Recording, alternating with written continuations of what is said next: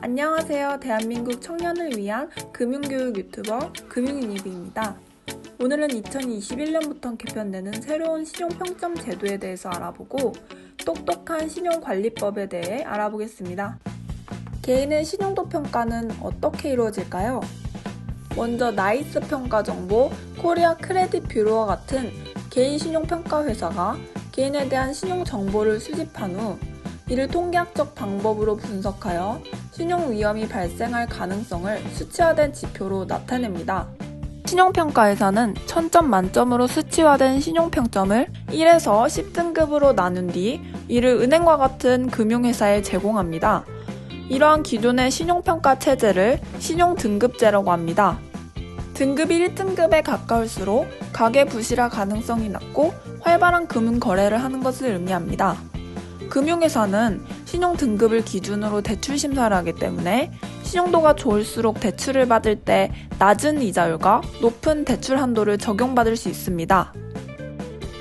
기존의 등급제는 금융회사들이 신용등급에 따라 대출 금리를 적용하다 보니 개인별 특성을 제대로 반영하지 못한다는 점이 문제로 지적되어 왔습니다.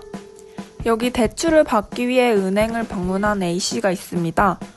A씨는 신용평점이 662점으로 7등급이기 때문에 6등급 이상만 대출 가능한 두 은행에서 모두 대출 거부 통보를 받았습니다. 3점 차이로 인해 7등급으로 분류되어 불이익을 받아온 것인데요.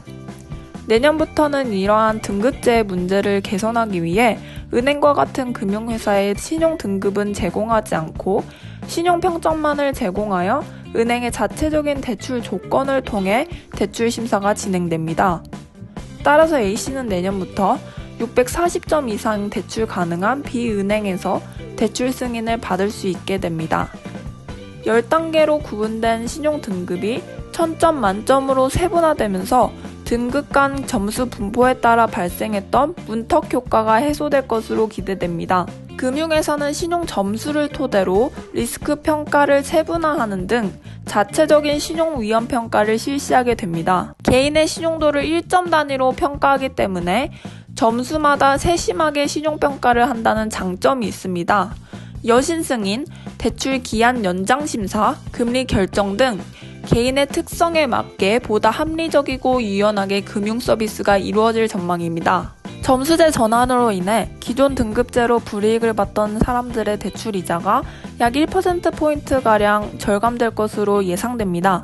또한 금융위원회는 신용평점제가 도입될 시 7등급 상위에 있던 금융소비자 약 240만 명가량이 제도권 금융을 이용할 수 있을 것으로 전망했습니다.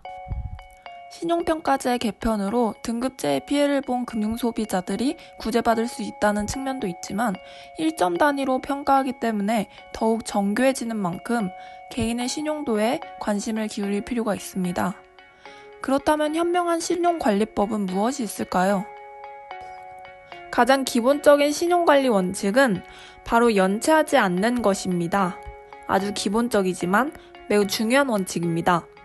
상환 기한으로부터 영업일 기준 5일이 지날 때까지 돈을 갚지 않는 경우 신용평가사에 연체 정보가 등록됩니다. 또 자신의 신용점수를 주기적으로 조회하여 적극적으로 관리하는 것이 중요합니다. 과거에는 신용 조회를 할 경우 신용평가에 부정적인 영향이 미쳤지만 2010년 이후 법이 개정되면서 신용 조회 시 신용평가에 아무런 영향이 가지 않습니다. 신용 점수는 올 크레딧 뷰어, 나이스 신용평가와 같은 신용평가사 사이트에서 4개월에 한 번씩 무료로 확인할 수 있습니다. 요즘에는 뱅크샐러드나 토스와 같은 핀테크 어플리케이션에서 쉽게 신용 점수를 확인하고 점수 향상을 위한 도움을 받을 수 있으니 더욱 편리하게 신용 관리를 할 수 있게 되었습니다. 마지막으로 신용평가 가점 제도를 적극적으로 이용하는 것입니다. 이 제도는 연체 없이 상환금을 성실히 납부하면 신용점수에 가점을 부여하도록 하는 제도입니다. 특히 금융 이력이 부족해 신용등급이 4에서 6등급인 사회초년생의 경우 이 제도를 이용하면 신용점수를 쉽게 올릴 수 있습니다.